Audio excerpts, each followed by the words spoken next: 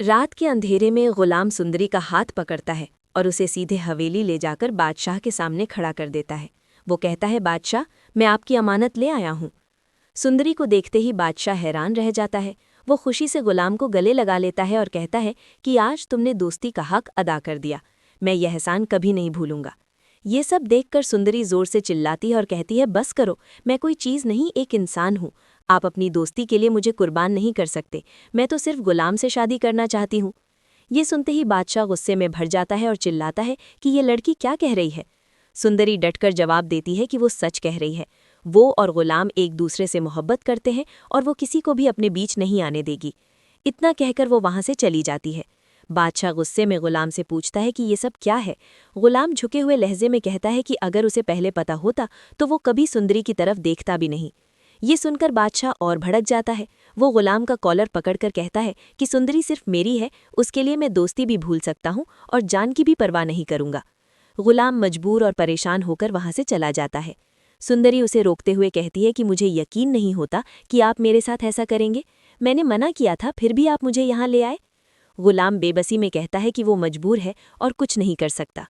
तभी बादशाह वहां पहुंच जाता है और सुंदरी का हाथ पकड़कर उसे जबरदस्ती खींचने लगता है। गुलाम और सुंदरी उसे रोकने की कोशिश करते हैं, लेकिन बादशाह उसे घसीटता हुआ हवेली ले जाता है और जहाद के सामने खड़ा करके कहता है कि वो अभी के अभी इस लड़की से निकाह करना चाहता है। जहाद गुस्से में आ जाता है, लेकिन वो कहता है कि कल ही तुम्हारा निकाह इससे करवा दिया जाएगा और हवेली में तैयारियां शुरू हो जाती हैं। लेकिन जहाद चुपके से गुलाम को बुलाता है और कहता है कि बादशाह की नज़र से बचकर अभी इसी वक्त इस लड़की और अपनी माँ को लेकर यहाँ से भाग जाओ, वरना मैं तुम तीनों को जिंदा नहीं छोड़ूंगा। रात के अंधेरे में गुलाम सुंदरी और अपनी माँ को लेकर भाग जाता है। जब बादशाह को ये पता चलता है तो वो पागल हो जाता है और हर जगह उन्हें ढूंढने लगता है।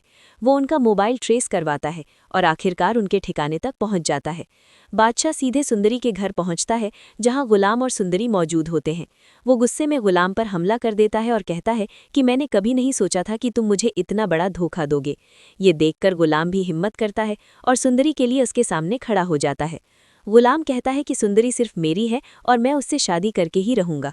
अब दोनों के बीच दुश्मनी खुलकर सामने आ जाती है। हालात ऐसे हो जाते हैं कि बादशाह उन्हें अपने साथ ले जाएगा, गुलाम को कैद कर देगा और सुंदरी से ज़बरदस्ती शादी को तैयारी करेगा। अब देखना ये है कि आगे क्या होगा। क्या गुलाम और सुंदरी अपनी मोहब्बत को बचा पाएंगे या बादशाह की जिद जीत जाएगी। अगर आपको कहानी पसंद आई हो तो अपनी राय ज़रूर बताइए। वीडियो को लाइक करें और चैनल को सब्सक्राइब करना ना भूलें।